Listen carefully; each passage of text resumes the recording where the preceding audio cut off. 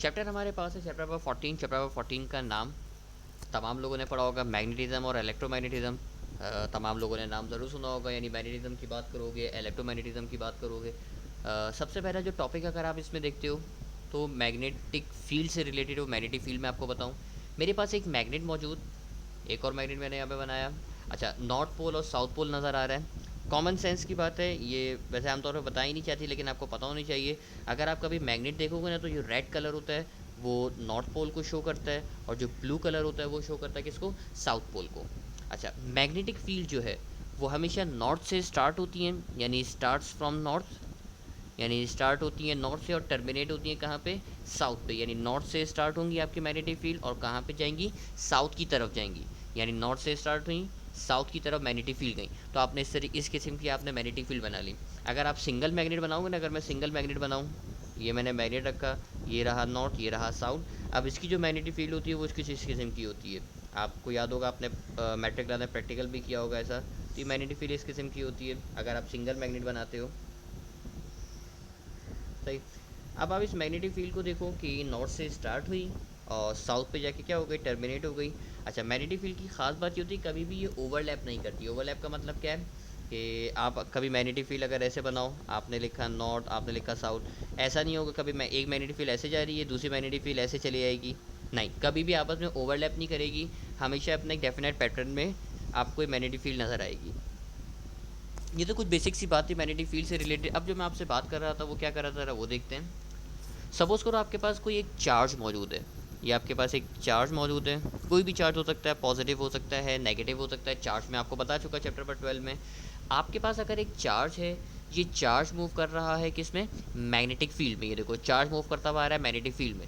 तो एक बात याद रखना, आपका जब भी चार्ज मूव करेगा मैग्नेटिक फील्ड में, यानी ये जो चार्ज आप देख रहे थे, अगर ये चार्ज मूव करेगा किस में? मैग्नेटिक फील्ड में, तो इस चार्ज के ऊपर लाजमी तौर पे क्या लगेगी? फोर्स लगेगी। ये बात अब आपको जहन में बिठानी पड़ेगी। यानी ये जो आप देख रहे थे, आपको नज़र आ रहा था चार्ज, तो अब इस बात को ज़रा जहन में बिठाओ। जब भी कोई चार्ज अगर मूव करेगा किस में? मैग्नेटिक फील्ड में, तो उस चार्ज के ऊपर लाजमी क्या लगेगी? फोर्स लगेगी, और उस फोर्स को आप बोलते हो मैग्नेटिक फोर्स। तमाम लोगों ने सुना होगा। तो इस स्टेटमेंट को जहन में बिठाइएगा। मैंने क्या बोला आपसे कि सर जब भी कोई चार्ज अगर मूव करेगा मैग्नेटिक फील्ड में, उसके ऊपर फोर्स लगेगी, और उस फोर्स को बोलते हो मैग्नेटिक फोर्स। अब देखो आपके पास जो मैग्नेटिक फील्ड की डायरेक्शन है,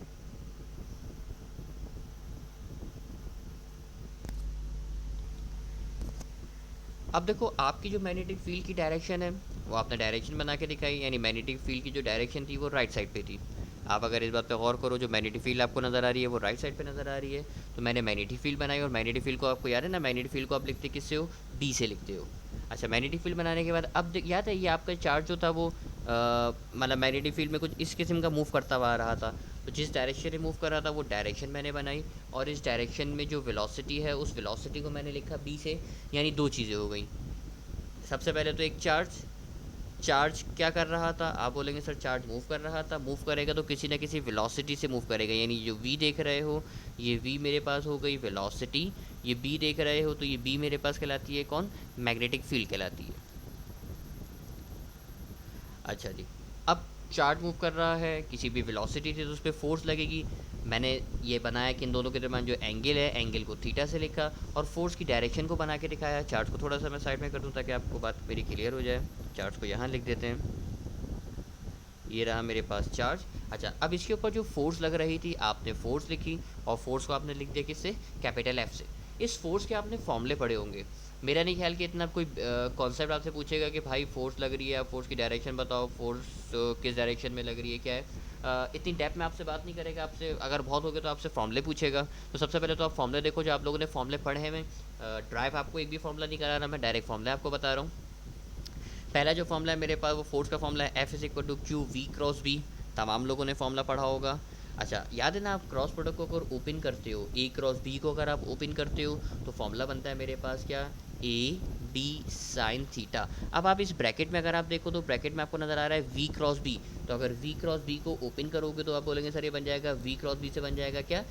वी बी साइन थीटा। और क्यू पहले से लिखा हुआ है तो फॉर्मूला मेरे पास बन जाएगा क्या? Q V B sine theta. तमाम लोगों ने ये फॉर्मूला पढ़ा हुआ है। F is equal to Q V cross B, या फिर F is equal to Q V B sine theta. अच्छा, इसी से रिलेटेड आपने फोर्स का एक और फॉर्मूला पढ़ा होगा। ये तो आपके पास फॉर्मूला था चार्ज से रिलेटेड। आप लोगों ने करंट का फॉर्मूला भी पढ़ा होगा। करंट का फॉर्मूला पढ़ा था F is equal to I L cross B. ये जो आप आई देख रहे हो ये शो कर रहा है किसको, करंट को। मैं लिख के दिखा रहा हूँ एक बात ताकि आप लोग को फॉर्मूले सॉल्व करने में आसानी हो। ये एल शो कर रहा है किसको, लेंथ को, और बी तो आपको पता है बी मैग्नेटिक फील्ड है। जबकि ये एफ देख रहे थे, ये एफ कहलाती है आपके पास क्या, मैग्नेटिक फोर्स। ये एफ कहलाती है आपके पास मैग्नेटिक फोर्स।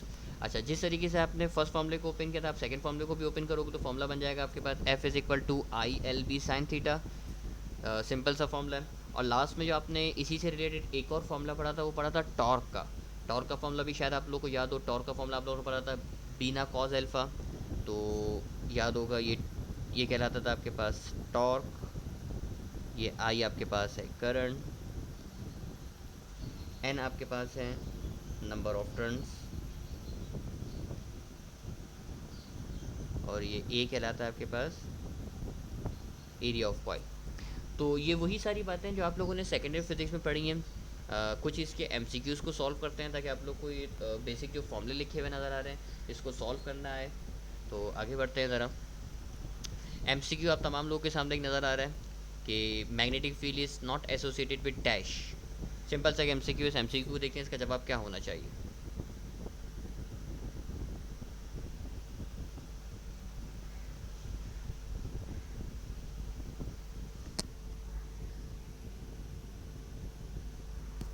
सवाल आपके सामने था magnetic field is not associated with dash. तुक्का लगा सकते थे आप, आपके पास एमसीक्यू मौजूद था। अब इसका जो करेक्ट जवाब होना चाहिए तो याद रखना मैग्नेटिक फील्ड या मैग्नेटिक फोर्स। चलो मैं आपके लिए और आसान बात करता हूँ, मैं लिख के भी दिखाता हूँ आपको। मैग्नेटिक फोर्स जो है हमेशा मूविंग चार्ज के ऊपर लगती है, हमेशा मूविंग चार्ज के ऊपर। यानी आपको मैंने जब बताया ना अभी थोड़ी देर पहले अल्फाज बताए थे, अल्फाज क्या बताए थे, जब भी कोई चार्ज अगर मूव करेगा मैग्नेटिक फील्ड में, यही अल्फाज बोले थे ना कि जब भी कोई चार्ज मूव करेगा मैग्नेटिक फील्ड में, यानी मैग्नेटिक फोर्स उस सूरत में लगेगी जब चार्ज आपका क्या कर रहा हो, मूव कर रहा हो। आप बोलेंगे सर मूव, जब वो चार्ज मूव कर रहा होगा तो इसका मतलब वो किस में नहीं होगा, आप बोलेंगे सर वो रेस्ट में नहीं होगा। यानी मैग्नेटिक फोर्स उस सूरत में लगेगी जब चार्ज क्या करेगा, मूव करेगा। मूव करेगा तो इसका मतलब वो रेस्ट में नहीं होगा, रुका हुआ नहीं होगा, बल्कि क्या कर रहा होगा, मूव कर रहा होगा। अब देखो फर्स्ट ऑप्शन देखो तो फर्स्ट ऑप्शन में लिखा हुआ है। अच्छा, आप एमसीक्यू जो बोले ना, एमसीक्यू में आपसे बोला है magnetic field is not associated with, यानी मैग्नेटिक फोर्स कब नहीं लगेगी। तो भाई सिंपल सा जवाब है, मैग्नेटिक फोर्स उस वक्त नहीं लगेगी जब आपका चार्ज किस में होगा, रेस्ट में होगा। बाकी आप ऑप्शन देखो, पहले ऑप्शन में भी एक्सेलरेशन, एक्सेलरेटेड का मतलब मोशन लिखा हुआ है, मतलब आपका चार्ज मूव कर रहा है। डीसेलरेटेड, डीसेलरेटेड का भी तो मतलब मोशन ही है ना, मूव कर रहा है, उसकी वेलोसिटी कम हो रही है। और चार्ज यूनिफॉर्म मोशन है, तो खुद आपको बता रहा है कि लफ्ज़ क्या लिखा हुआ है, मोशन लफ्ज़ लिखा हुआ है, यानी बॉडी मूव कर रही है। तो इसका मतलब मैग्नेटिक फोर्स उस सूरत में नहीं लगेगी जब आपका चार्ज किस में होगा, रेस्ट में होगा या फिर स्टेशनरी होगा। इस एमसीक्यू को देखने के बाद तो आगे बढ़ते हैं।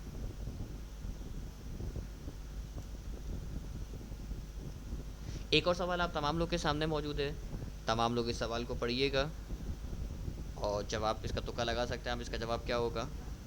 मैं सवाल आपको बताता हूँ, सवाल तब आप लोग देखिएगा, मैं खुद सॉल्व करता हूँ। सवाल में आपसे बोला है straight line of length 0.5 metre, आपको लेंथ बता दी L is equal to 0.5 metre. आगे बोला कैरिंग करंट ऑफ 1.2 एम्पेयर, तो करंट आपको यहीं आई दे रहा है 1.2 एम्पेयर करंट मिल गया आपको। इस place in uniform magnetic field of 2 Tesla, यानी मैग्नेटिक फील्ड का मतलब आपको बी दे रहा है 2 टेस्ला। और आपसे बोल रहा है इस perpendicular to the length of the wire, perpendicular का मतलब है एंगल की वैल्यू है यहाँ पे 90 डिग्री। और आपसे बोला क्या निकाल के दिखा दो, फोर्स एक्टिंग, यानी फोर्स निकाल के दिखा दो। तो देखो फोर्स के आपके पास दो फॉर्मूले हैं। पहला फॉर्मूला क्या था आपके पास, फोर्स का फॉर्मूला था Q V B sine theta, ये फर्स्ट फॉर्मूला था। और सेकंड फॉर्मूला था आपके पास F is equal to I L B sine theta. मेरे ख्याल में आप इतने तो जीनियस हो कि आप डाटा देखिए फॉर्मूले का पता लगा सकते हो कि सर कौन सा फॉर्मूला इस्तेमाल करेंगे। तो ये फर्स्ट फॉर्मूला तो आपके पास इस्तेमाल नहीं होगा, तो बचा आपके पास second formula F is equal to I L B sine theta. तो सिंपल सा सवाल है, मेरे ख्याल में इससे आसान सवाल आपके पास नहीं होगा। इस सवाल इंट्रोड्यूस करने का मकसद ये था कि आप लोग थोड़ी सी बेसिक कैलकुलेशन करना सीख जाओ, और कुछ भी नहीं है। सिर्फ वैल्यूज़ को पुट करो। देखो करंट की जगह पे आप रखोगे 1.2, लेंथ की जगह पे रखोगे आप कितना 0.5, मैग्नेटिक फील्ड की जगह पे आप रखोगे 2, और साइन थीटा दिया हुआ है तो आप एंगल रख दो कितना साइन 90, और साइन 90 बराबर होता है किसके, 1 के। अब देखो ये रहा 1.2। अब सिंपल सी कैलकुलेशन, 2 को मल्टीप्लाई करोगे 0.5 से, तो याद रखो किसी भी चीज़ को 0.5 से मल्टीप्लाई करने का मतलब है उसका आधा कर दीजिए। किसी भी चीज़ को 0.5 से मल्टीप्लाई करने का मकसद है उसको आधा कर दीजिए। जैसे 4 को मल्टीप्लाई करो 0.5 से, मतलब 4 का आधा कर दो तो आंसर हो जाएगा कितना, 2। मैं बोलूँ नहीं, 8 को मल्टीप्लाई कर दो 0.5 से, आप बोलेंगे सर 8 का आधा कर दीजिए, मतलब आंसर हो जाएगा कितना, 4। अब देखो आप 0.5 को मल्टीप्लाई कर रहे हो 2 से, यानी आप आधा कर दीजिए किसका, 2 का, तो 2 का आधा करेंगे तो आंसर आ जाएगा आपके पास कितना, आप बोलेंगे सर आंसर आ जाएगा मेरे पास 1, और साइन 90 की वैल्यू भी क्या होती है, 1 होती है। तो 1.2 को 1 से मल्टीप्लाई करोगे तो अल्टीमेटली जो आंसर आ जाएगा वो क्या आ जाएगा, 1.2 न्यूटन। यानी जो करेक्ट जवाब है मेरे पास, यानी जो करेक्ट जवाब है मेरे पास वो करेक्ट जवाब हो गया मेरे पास क्या, 1.2 न्यूटन।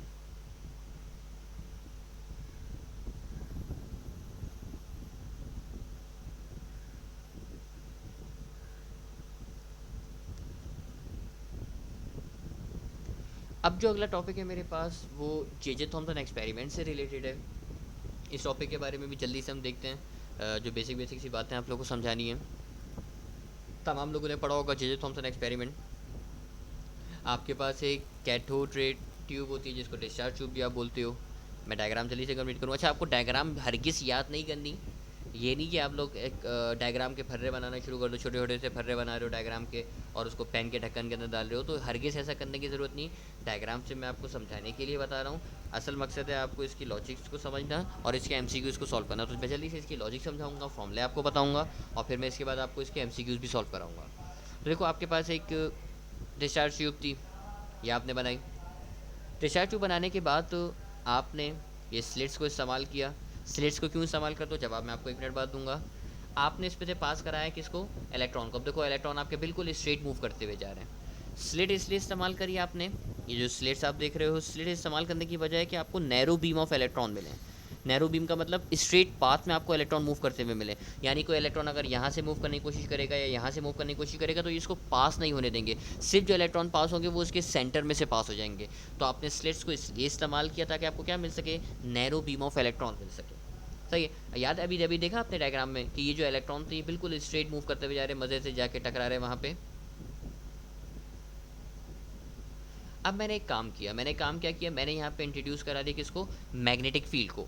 अच्छा, अब देखो जैसे ही मैग्नेटिक फील्ड की बात आई ना, आप देखो ये क्रॉस बना हुआ आपको नज़र आ रहा है। अब जब क्रॉस की बात आई है तो मैं आपको इसको इंट्रोड्यूस करा ही देता हूँ। इंट्रोड्यूस आपको पता होना चाहिए क्रॉस और डॉट किसको शो करता है। तो मैं आपको ज़रा ये बात बताऊँ, आपके पास 2 तरह की फील्ड्स होती हैं। मैं दोनों बना के दिखाऊँ आपको।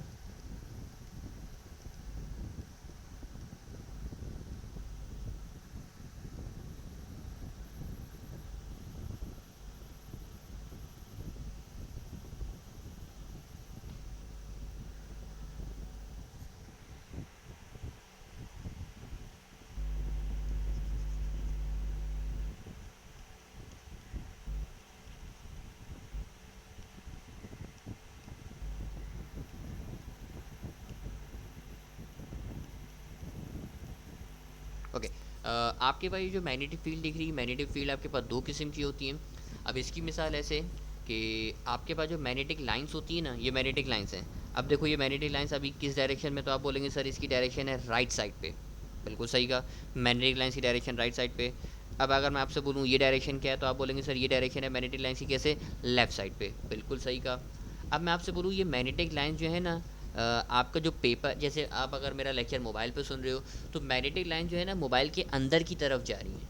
यानी मैग्नेटिक लाइंस जो हैं वो मोबाइल के अंदर की तरफ जा रही हैं। तो इस चीज़ को आप ड्रॉ नहीं कर सकते। मैं अगर बोलूँ लेफ़्ट पे ड्रॉ करो मैग्नेटिक लाइंस, तो आप लेफ़्ट पे ड्रॉ कर दोगे। मैं बोलूँ राइट पे ड्रॉ करो, आप राइट पे ड्रॉ कर दोगे। मैं बोलूँ अपवर्ड ड्रॉ करो, आप अपवर्ड ड्रॉ कर दोगे। मैं बोलूँ डाउनवर्ड ड्रॉ कर दो, आप डाउनवर्ड ड्रॉ कर दोगे। ये तो आप चारों ड्रॉ कर सकते हो। लेकिन अगर मैं बोलूँ आपकी मैग्नेटिक लाइंस मोबाइल के अंदर जा रही हैं तो उसको आप ड्रॉ नहीं कर सकते।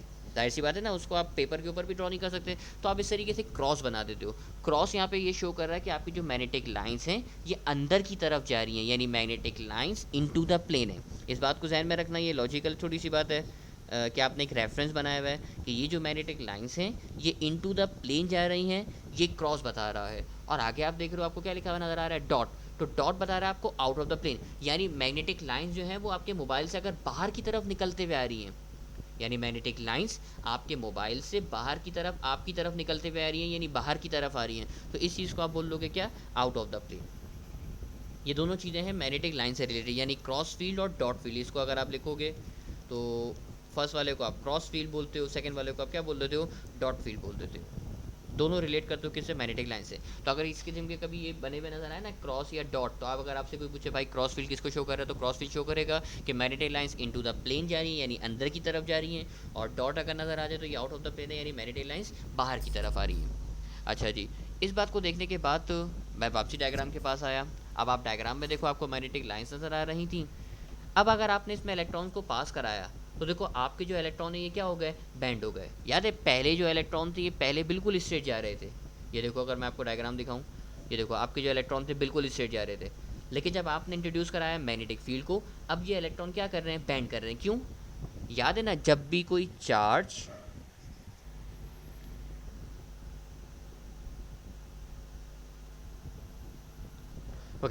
जब भी कोई चार्ज अगर मूव करेगा किस में, मैग्नेटिक फील्ड में, तो उसके ऊपर लाजमी तौर पे क्या लगेगी, फोर्स लगेगी। यानी जब भी कोई चार्ज मूव करता है मैग्नेटिक फील्ड में तो उसके ऊपर क्या लगती है, फोर्स लगती है। अब देखो ये जो चार्ज था, ये चार्ज आया, ये चार्ज आया, ये चार्ज किस में आया, मैग्नेटिक फील्ड में आया, तो जाहिर सी बात है इस चार्ज पे क्या लगी, फोर्स लगी। और फोर्स लगने की वजह से क्या हो गया, बैंड हो गया, और बैंड होने की वजह से वो नीचे की तरफ टकराया। तो ये एक छोटा सा एक्सपेरिमेंट परफॉर्म किया था, तमाम लोगों ने पढ़ा हुआ भी होगा ये एक्सपेरिमेंट।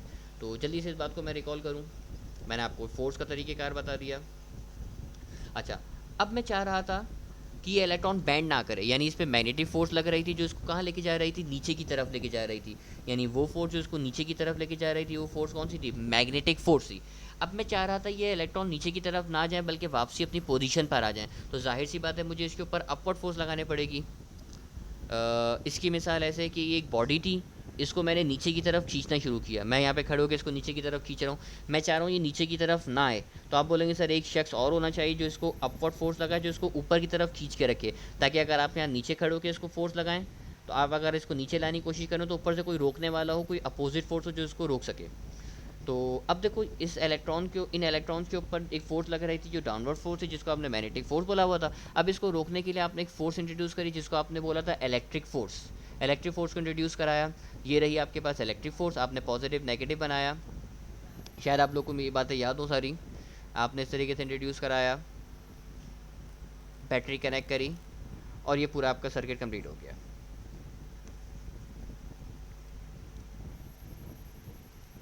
अब देखो, अब अगर इसमें से आप इलेक्ट्रॉन को पास कराओगे तो देखो क्या हुआ, ज़रा मैंने इसमें इलेक्ट्रॉन्स को पास कराया। अब देखो इलेक्ट्रॉन बिल्कुल स्ट्रेट जा रहे हैं, इलेक्ट्रॉन बैंड क्यों नहीं कर रहे हैं।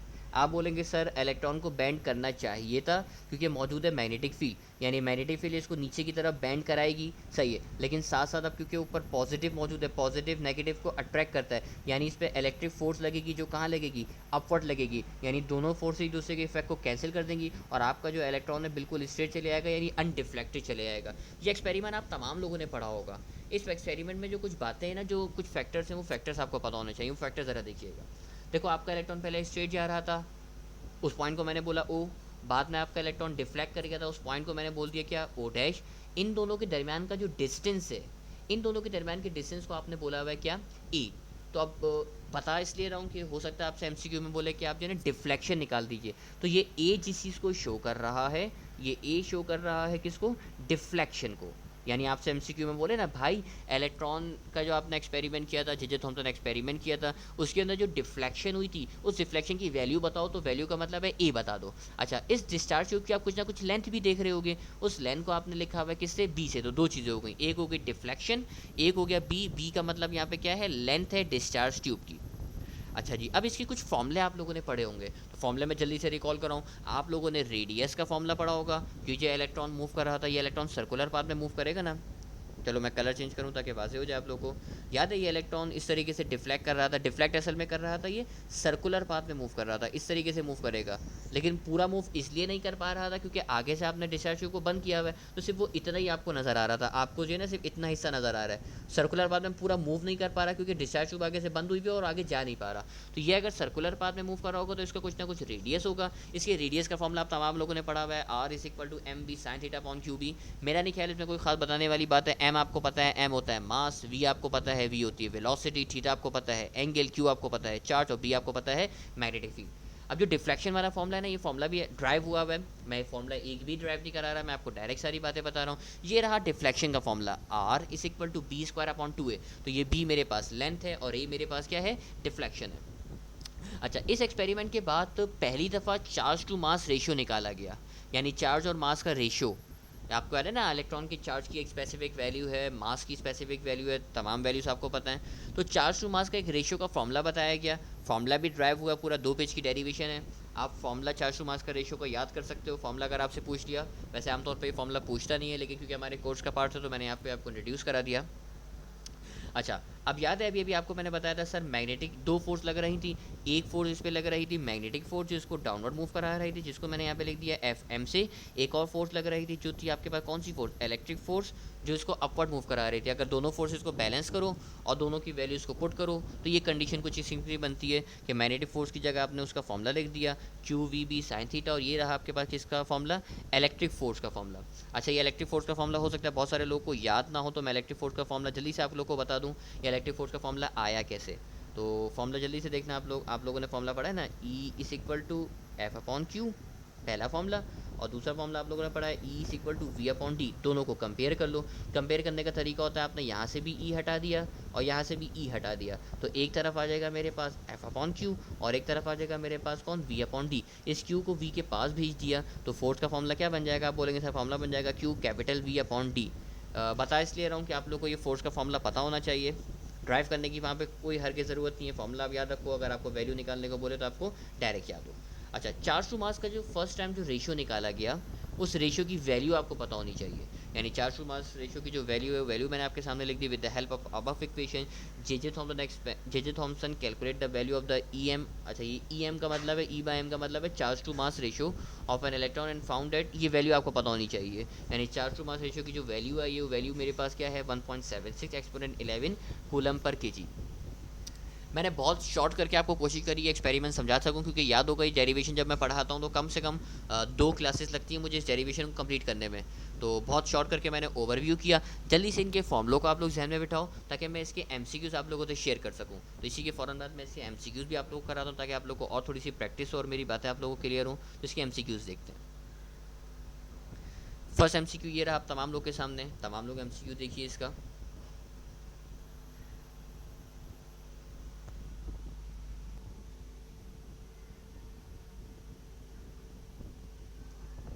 बड़ा ही सिंपल सा सवाल है। सवाल अगर आपके सामने मैंने आपको यहाँ पे शो किया, electron is moving in a circle of radius r in a uniform magnetic field b. Suddenly the field is reduced to b by b upon 2. The radius of the circle now becomes dash. तो देखो radius की बात कर रहे हैं, radius और magnetic field का जो आप लोगों ने अभी भी फॉर्मूला पढ़ा है ना, वो ये पढ़ा है r is equal to M V sine theta upon Q B. तमाम लोगों ने फॉर्मूला पढ़ा। अच्छा, उसने आपको सवाल में बड़ी ईमानदारी से बता दिया कि भाई जो मैग्नेटिक फील्ड है ना, उसको रिड्यूस करके आपने कितना कर दिया, b अपॉन 2 कर दिया।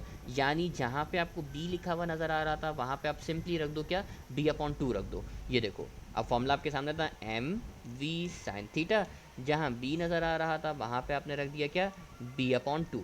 आप बोलेंगे चले सर सही है, ये बात तो सही है। अब देखो आप इतने अर्से से एप्टीट्यूड पढ़ते हुए आ रहे हो, तो अब आप लोग को बात पता चल गई होगी कि सर 2 फ्रैक्शन में अगर नीचे कोई नंबर आता है तो उस नंबर को मल्टीप्लिटी कहाँ लेकर आ जाते हैं, ऊपर शिफ्ट करा देते हैं। ये बात आप लोग को याद होगी कि सर ये नंबर ऊपर आ जाएगा, यानी 2 को आपने ऊपर शिफ्ट करा दिया और आगे मेरे पास वैल्यू क्या बन गई, तो आगे मेरे पास सेम वैल्यू रही जो लिखी हुई थी, कौन, M V sine theta upon Q B. अब आप गौर से देखो, ये जो आपको नज़र आ रहा है M V sine theta upon Q B, क्या ये रेडियस का फॉर्मूला नहीं है, M V sine theta upon Q B? तो आप बोलेंगे सर रेडियस का फॉर्मूला तो है, तो आपने इसकी जगह पे किसको रख दिया, रेडियस को रख दिया। तो देखो आपके सामने जवाब क्या बना, यानी जो रेडियस है वो रेडियस कितना हो गया, 2 टाइम्स हो गया, यानी जो करेक्ट जवाब हुआ वो करेक्ट जवाब क्या हुआ, ऑप्शन नंबर सी। बड़ा सिंपल सा सवाल था, यानी मैग्नेटिक फील्ड को अगर आपने हाफ कर दिया तो जो रेडियस है वो रेडियस आपके पास कितना हो गया, 2 टाइम्स ऑफ आर हो गया। इसी सवाल से रिलेटेड एक और सवाल मेरे पास, जो फोर्स के फॉर्मूले आप लोगों ने पढ़े, उन फोर्स के फॉर्मूलों से रिलेटेड ये सवाल है। तमाम लोग इस सवाल को देखिएगा और इसका करेक्ट जवाब मुझे बताइएगा, इसका करेक्ट जवाब क्या हो सकता है। सॉल्व करो अपने पास।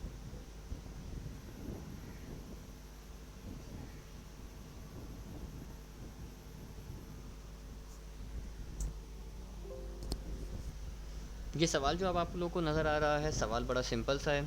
सवाल मैं आप लोगों से शेयर करता हूँ। सवाल में आपसे बोला कि electron moving with a velocity of 2 exponent 5 metre per second enters a magnetic field at an angle of 30 degree to it. Another electron moving at 10 exponent 15 meter per second enter the same magnetic field at 60 degree to it. The forces, force की वो आपसे बात कर रहा है। पहली बात, आपने अब सवाल पहचानना कैसे, आपसे वो बात कर रहा है फोर्स की, और फिर वो आपसे बात कर रहा है किसकी, रेशो की। दो चीज़ों की उसने बात करी, यानी फोर्सेस का रेशो निकाल के दिखा दो। सही। तो आपने बोला सर फोर्सेस के रेशो का मतलब, चलें सर, एक को बोल देते हैं F1, एक को बोल देते हैं F2, यानी एक को आपने बोल दिया F1, एक को बोल दिया F2। अब देखो उसने क्योंकि वेलोसिटी दी हुई है, यानी आपका जो चार्ज है वो क्या कर रहा है, मूव कर रहा है। तो याद है ना, जब चार्ज मूव करता है तो फोर्स का फॉर्मूला होता है F is equal to Q V B sine theta. आप बोलेंगे सर बात तो सही है। तो देखो ऊपर भी फॉर्मूला आ गया मेरे पास कौन, Q V B sine theta, और नीचे भी फॉर्मूला आ गया मेरे पास कौन, Q V B sine theta. मैंने ऊपर भी फॉर्मूला रखा Q V B sine theta, नीचे भी फॉर्मूला रखा Q V B sine theta, क्योंकि मुझे फोर्सेस का क्या लेना है, रेशियो लेना है। अब ज़रा एक बात पे गौर करो, दोनों इलेक्ट्रॉन है, यानी पहला भी उसने इलेक्ट्रॉन बोला इलेक्ट्रॉन, दूसरा भी उसने क्या बोला इलेक्ट्रॉन, दोनों इलेक्ट्रॉन है, दोनों का चार्ज सेम होगा, तो आपने चार्जेस को कैंसिल कर दिया। उसने बोला same magnetic field, same magnetic field का मतलब दोनों की मैग्नेटिक फील्ड बी है, तो दोनों का आपने बी बी को क्या कर दिया, कैंसिल कर दिया। आप बोलेंगे चले सर सही है, आगे बढ़िए। तो देखो ये बच गया F1 अपॉन F2, और वहाँ बच गया मेरे पास वेलोसिटी, पहले वाले की वेलोसिटी पहले वाले का एंगल, दूसरे वाले की वेलोसिटी दूसरे वाले का एंगल। अब देखो क्योंकि दोनों की वैल्यूज सेम है, अब देखो पहले वाले की वेलोसिटी और एंगल कितना है, तो आप बोलेंगे सर ये देखिए, पहले वाले की वेलोसिटी ये रही, पहले वाले की वेलोसिटी और पहले वाले का एंगल। तो मैंने इन वैल्यूज़ को पुट किया, देखो आपके सामने मैं पुट कर रहा हूँ, तमाम लोग देखना, कोई गलती हो तो मुझे बता देना, मैं गलती करेक्ट कर लूँगा। देखो पहले वाले की वेलोसिटी क्या है, तो आप बोलेंगे सर पहले वाले की वेलोसिटी है 2 एक्सपोनेंट 5। आप बोलेंगे सर बिल्कुल सही कहा, पहले वाले की वेलोसिटी 2 एक्सपोनेंट 5। अच्छा पहले वाले का एंगल कितना, तो आप बोलेंगे सर पहले वाले का एंगल है मेरे पास 30 डिग्री डिवाइडेड बाय। अब देखो डिवाइड के अंदर मैं दूसरे वाले की अब बात कर रहा हूँ आपसे, दूसरे वाले का देखो, दूसरे वाले की वेलोसिटी, आप बोलेंगे सर दूसरे वाले की वेलोसिटी है मेरे पास एक्सपोनेंट 5 मल्टीप्लाई बाय, और दूसरे वाले का एंगल है मेरे पास कितना 60, तो मैंने लिख दिया किसको, साइन 60 को। अब देखो कुछ कैंसिलेशन हो रही है, तो जल्दी से कैंसिलेशन करो, वैल्यूज़ को सॉल्व करो और इसका आंसर निकाल लो। ये देखो एक्सपोनेंट 5 से एक्सपोनेंट 5 जो आपको नज़र आ रहा था, ये एक्सपोनेंट 5 से एक्सपोनेंट 5 तो क्या हो गया, कैंसिल हो गया, तो ये बच गया मेरे पास 2। अब देखो साइन 30 की वैल्यू, मेरे ख्याल में देखो अब आप पूरा फर्स्ट ईयर एप्टीट्यूड में पढ़ चुके हो, अब मैं अगर आपको साइन 30 अब निकालना सिखाऊंगा ना, तो आपके लिए फिर शर्म का मुकाम होगा कि सर अभी तक आप साइन 30 निकालना सिखा रहे हैं। साइन 30 की वैल्यू आप निकाल सकते हो, साइन 30 की वैल्यू मैं आपको बहुत दफ़ा निकालना सिखा चुका, तो आंसर होता है 1/2। अच्छा साइन 60 नज़र आ रहा है, तो साइन 60 की वैल्यू होती है मेरे पास कितनी, √3/2। अब कुछ भी नहीं करना, सिर्फ कैंसिलेशन कर दो। ये देखो नीचे वाले 2 से ये नीचे वाला 2 क्या हो गया, कैंसिल हो गया। तो मुझे बताओ बचा क्या, आप बोलेंगे सर ये देखिए ऊपर 2 को 1 से अगर मल्टीप्लाई करेंगे तो ऊपर बच जाएगा 2, नीचे बचेगा मेरे पास कौन, √3, और 2/√3 को आप कैसे लिख सकते हो, ऐसे लिख सकते हो 2 रेशो √3, यानी जो करेक्ट जवाब होगा वो करेक्ट जवाब क्या हो जाएगा, ऑप्शन नंबर ए हो जाएगा। सिंपल सा सवाल था, आपने फोर्सेस का रेशियो लिया, जो चीज़ें कैंसिल हो रही थी उनको कैंसिल किया, सॉल्व किया, और आपके सवाल का जवाब आपको मिल गया।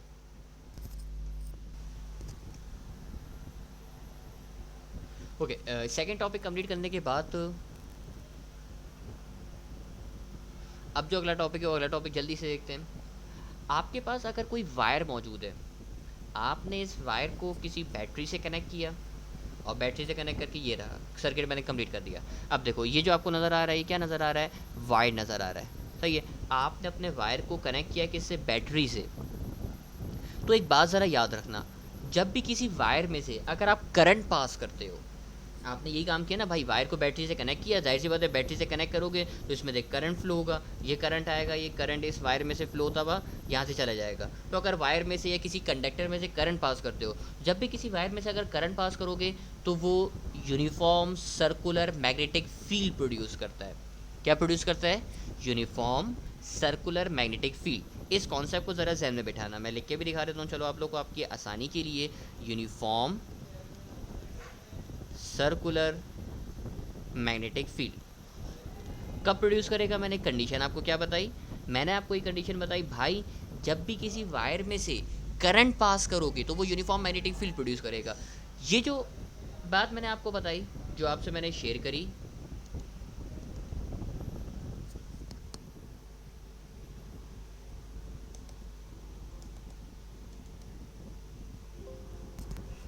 ये जो बात मैंने आपसे शेयर करी, इसका सबसे पहले जो आइडिया दिया था ये हंस ऑर्स्टेड आइडिया है, जिसको आपने पढ़ा होगा तमाम लोगों ने। तमाम लोग इसके अल्फाज जल्दी से पढ़ लो।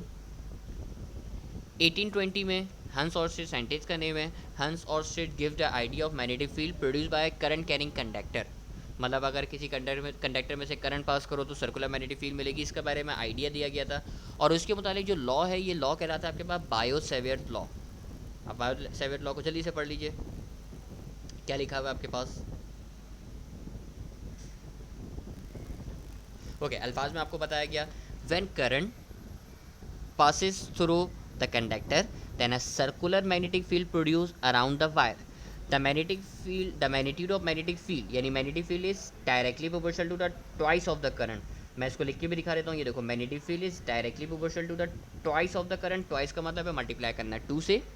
एंड इन्वर्सली प्रोपोर्शनल किसके, डिस्टेंस फ्रॉम द वायर, यानी वायर से लेकर वायर से लेकर मैग्नेटिक फील्ड का जो डिस्टेंस है, इस डिस्टेंस को उसने लिखा हुआ है किससे, आर से लिखा हुआ है। यानी मैग्नेटिक फील्ड और डिस्टेंस का जो आपस में रिलेशन है वो क्या है, इन्वर्स है। इन रिलेशन को कंबाइन करने के बाद मैं डायरेक्ट फॉर्मूला आपको लिख के दिखा रहा हूँ। जो फॉर्मूला आपने ड्राइव किया है ना, फॉर्मूला ये B is equal to mu not I upon 2πr। Formula drive नहीं करना, आप जो काम की चीज़ याद रखोगे वो क्या याद रखोगे, ये दो रिलेशन याद रखो कि भाई करंट से ट्वाइस रिलेशन, मतलब करंट से जो रिलेशन है वो ट्वाइस है, मतलब ट्वाइस 2 से मल्टीप्लाई करना पड़ेगा। डिस्टेंस से रिलेशन इन्वर्स है और फॉर्मूला आपके पास हो गया।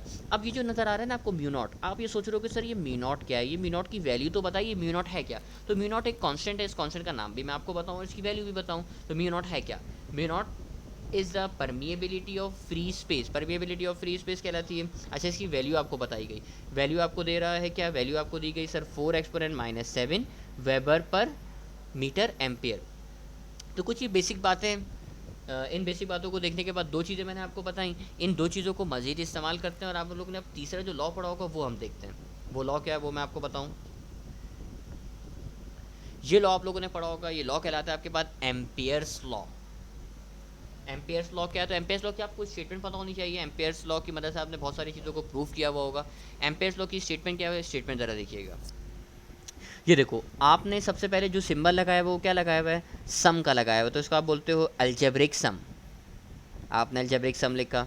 अच्छा, अलजेब्रिक सम के बाद आप देखो आपने प्रोडक्ट लिया हुआ है, डॉट प्रोडक्ट, तो आपने लिखा algebraic sum of dot product. सही है।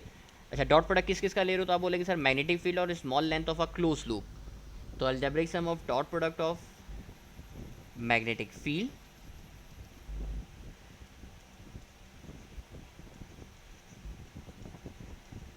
And small. अच्छा, स्मॉल क्यों लिखा, क्योंकि डेल्टा का सिंबल नज़र आ रहा है ना, डेल्टा का सिंबल स्मॉल को शो करता है। And small length of a close loop, इस इक्वल का साइन नज़र आ रहा है तो आपने इस इक्वल लिख दिया, इस इक्वल टू। अच्छा, म्यू नॉट टाइम्स, क्योंकि ये मल्टीप्लाई हो रहा है, मल्टीप्लाई के लिए आप टाइम्स का लफ्ज़ इस्तेमाल करो, तो इस equal to mu not times the current enclose. ये आपके पास एम्पेयर्स लॉ की स्टेटमेंट है जो आप लोगों को मैंने पढ़ाई है सेकेंडरी फिजिक्स के अंदर भी। मेरे ख्याल में आप लोगों ने असल में क्योंकि सेकेंड ईयर के पेपर नहीं दिए ना, तो आप लोगों को सारी बातें याद भी नहीं होंगी, आप लोगों ने ना रिवाइज़ करी ना कुछ करी, तो इसलिए मुझे एक एक बात बिल्कुल बेसिक बेसिक से बतानी पड़ रही है आप लोगों को कि भाई ये है, ये है, ये है। कोशिश तो मैं कर रहा हूँ सारी बातें समझाने की, किसी बात पर अगर ना समझ में आए तो आप मुझसे मैसेज करके पूछ सकते हो, मैं आपको जवाब दे दूँगा। तो यही स्टेटमेंट जो मैंने आपको पढ़ाई ना, ये स्टेटमेंट पूरी ये लिखी हुई है एम्पेयर्स लॉ की, ये स्टेटमेंट आपको पता होनी चाहिए। Algebraic sum of the dot product of magnetic field and small length of a close loop is equal to mu not times the current enclose. Simple सी स्टेटमेंट है, आप इसका फॉर्मूला याद रखो, इसकी स्टेटमेंट याद रखो, या फॉर्मूला भी याद रखोगे तो स्टेटमेंट आप खुद भी बना लोगे।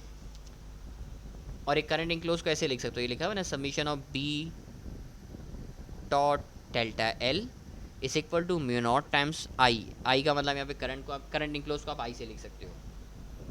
अच्छा, एम्पेयर्स लॉ को देखने के बाद अब जो चीज़ आप लोगों ने पढ़ी थी वो सोलिनॉइड पढ़ा था। सोलिनॉइड क्या याद है किसी को, सोलिनॉइड। सोलिनॉइड अगर मैं आपको बना के दिखाऊँ, इस किस्म की आप लोगों ने शेप पढ़ी थी कि अगर आपके पास ओके, सोलिनॉइड को मैं थोड़ा सा एक्सप्लेन कर दूँ। सोलिनॉइड कहलाती थी भाई एक 3 डायमेंशनल अगर कॉइल हो।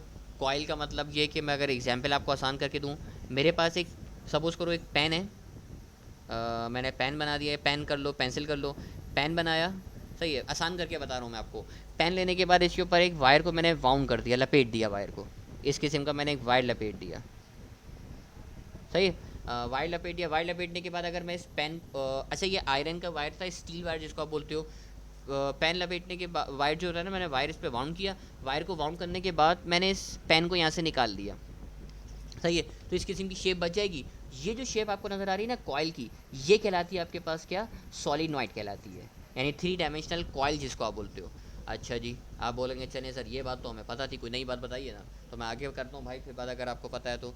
देखो ये सॉलिनॉइड है। अब अगर आप इसमें से करंट पास करोगे, करंट पास आपने किया, अगर इसमें से आप करंट पास करोगे, करंट पास होगा, करंट पास होने की वजह से आप देखो रेड कलर की आपको मैग्नेटिक फील्ड नज़र आ रही है। अब देखो आपने इसमें से करंट पास किया सर्कुलर, और मैग्नेटिक फील्ड मिली कैसी, स्ट्रेट मैग्नेटिक फील्ड मिली।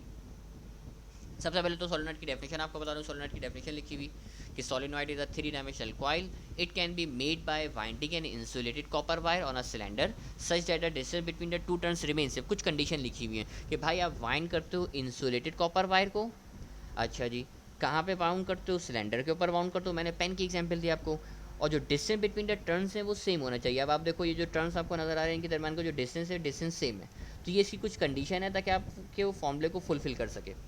अच्छा जी, अब एक बात पे ज़रा गौर करो, सबसे अच्छा मैग्नेटिक फील्ड का इसका फॉर्मूला भी मैं आपको बता दूं, इसकी मैग्नेटिक फील्ड का फॉर्मूला ये रहा, B is equal to mu not N I upon L.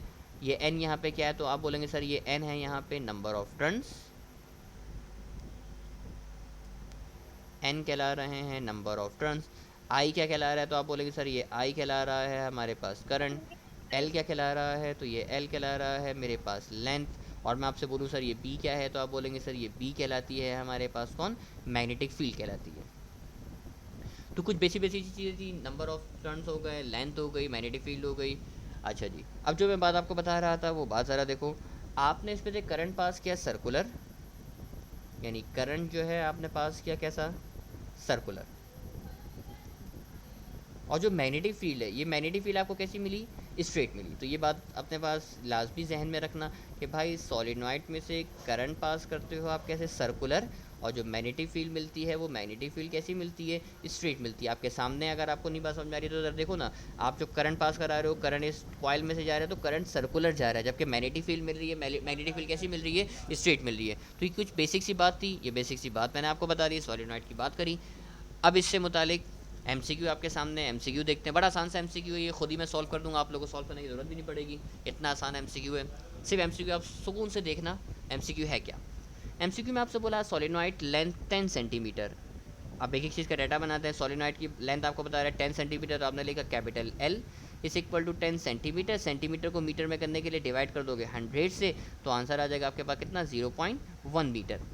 Consist of 50 turns, 50 turns का मतलब कैपिटल एन की वैल्यू हो गई हमारे पास कितनी, एन इज इक्वल टू 50, और आपने टर्न्स लिख दिया आगे। If the current of 2 ampere, current 2 ampere है यानी I is equal to 2 ampere, आपने करंट लिख दिया। Magnetic field of induction at the centre of the solenoid, यानी मैग्नेटिक फील्ड मतलब क्या मांग रहा है आपसे, बी मांग रहा है। तो देखो सॉलिनॉइड का फॉर्मूला अभी अभी आप लोगों ने पढ़ा, फॉर्मूला क्या था, mu not N I upon L, कुछ भी नहीं करना, सिर्फ इन वैल्यूज़ को मल्टीप्लाई करना और आपका आंसर आ जाएगा। ये देखो म्यू नॉट की जगह पे उसकी वैल्यू रखी 4 pi exponent minus 7 multiply, number of turns है मेरे पास 50 तो मैंने 50 लिख दिया, और करंट मेरे पास कितना है 2 तो मैंने 2 लिख दिया, और डिवाइड में लेंथ लिखा हुआ है तो लेंथ की जगह पे आ जाएगा मेरे पास कितना, 0.1 आ जाएगा। अब कुछ भी नहीं करना, बेसिक कैलकुलेशन करनी। बेसिक कैलकुलेशन क्या, ये देखो 50 को अगर आप 50 को अगर आप मल्टीप्लाई करते हो 2 से तो ये हो जाएगा मेरे पास कितना 100, ये बन जाएगा 4 pi exponent minus 7 multiply by 100, और डिवाइड में लिखा हुआ है कितना 0.1। अब जो मेडिकल वाले स्टूडेंट होंगे ना, मेडिकल वाले स्टूडेंट घबरा जाएंगे कि सर ये क्या मल्टीप्लाई करना है, सर 0.1 से हमें सॉल्व कर डिवाइड करना नहीं आता, आप 0.1 से डिवाइड करना सिखा दीजिए। तो डिवाइड करना मैं अब आपको सिखाऊँ, ज़रा तमाम लोग कैलकुलेशन इसकी देखना। चलो यहाँ भी रेफर कर लेते हैं इसका। अब देखो अगर आप 100 को डिवाइड करोगे 0.1 से, 100 को डिवाइड करना है 0.1 से, तो मैं इसका तरीक़ेकार आपको पहले भी बता चुका हूँ कि भाई ये देखो 100 ऊपर रहा, आपने नीचे से डेसिमल को हटाया, डेसिमल को हटाओगे तो ये क्या बन जाएगा, 1 बन जाएगा। अगर आप डेसिमल को हटाओगे तो डेसिमल को हटाने की वजह से क्या बन जाएगा, 1 बन जाएगा। अब देखो आपने डेसिमल को कितनी दफ़ा शिफ्ट कराया, आप बोलेंगे सर एक दफ़ा शिफ्ट कराया, तो ऊपर आप एक ज़ीरो का इजाफा कर दीजिए, यानी अगर आप नीचे से डेसिमल की दफ़ा शिफ्ट करा रहे हो, देखो ये बात मैं बहुत दफ़ा बता चुका हूँ, पूरे एप्टीट्यूड के फर्स्ट डे में आपको बार बार बताइए, अगर अभी भी नहीं आ रही तो दोबारा समझो, मैं दोबारा बता रहा हूँ आपको। ये देखो आपने क्या काम किया, आपने ऊपर 100 ही लिखा, नीचे लिखा 0.1 है ना, डेसिमल को हटा के आप आगे लेकर आ गए तो ये बन जाएगा 1। आपने डेसिमल को एक दफ़ा शिफ्ट कराया तो आप ऊपर किसका इजाफा कर दो, 0 का इजाफा कर दो, तो ये बन जाएगा मेरे पास 4 पाई एक्सपोनेंट -7। तो ये -100 की जगह पे आपने क्या कर दिया, 1000 कर दिया।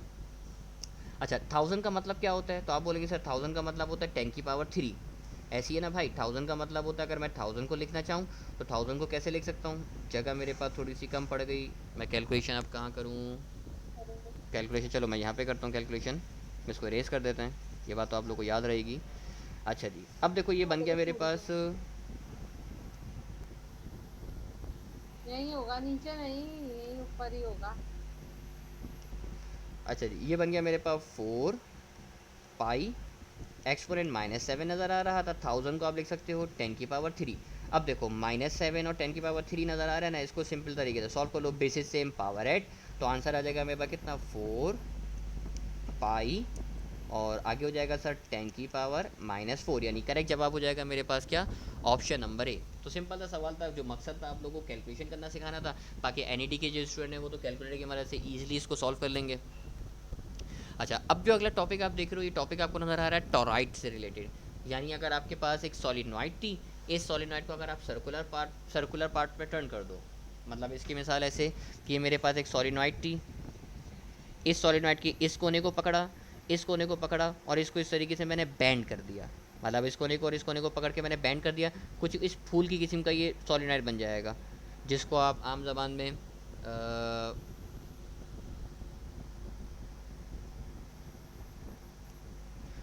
यानी आपने इस सॉलिनॉइड को, ये जो सॉलिनॉइड आपको नज़र आ रही है, सॉलिनॉइड को आपने क्या कर दिया, टर्न कर दिया, यानी 3 डायमेंशनल कॉइल थी, इसको आपने क्या कर दिया, टर्न कर दिया, टर्न करके आपने क्या बना दिया, टॉराइड बना दिया। अच्छा आप इसके बारे में ज़रा बातें देखते हैं, सर वो बातें क्या हैं। सर सुनिए, राइट जो आप पढ़ा रहे हैं टॉपिक, ये एनईटी के टेस्ट के लिए इम्पोर्टेंट।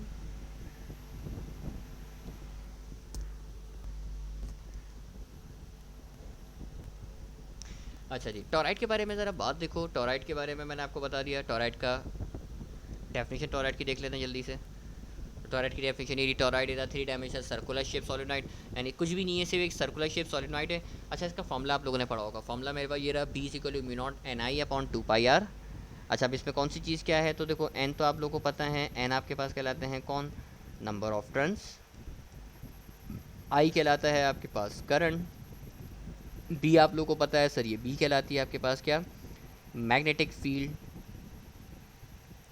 और जबकि ये आर तो आपको पता है सर, ये आर कहलाता है हमारे पास कौन, डिस्टेंस कहलाता है।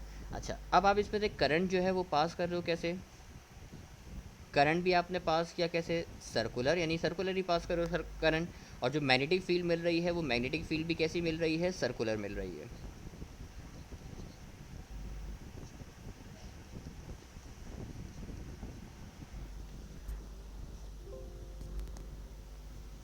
ओके करंट की मैंने आपसे बात करी, करंट आपने पास किया, सर्कुलर, मैग्नेटिक फील्ड भी आपको सर्कुलर मिल रही है, तो ये 3 तरह की चीज़ें हो गई जो मैंने आप लोगों से शेयर करी,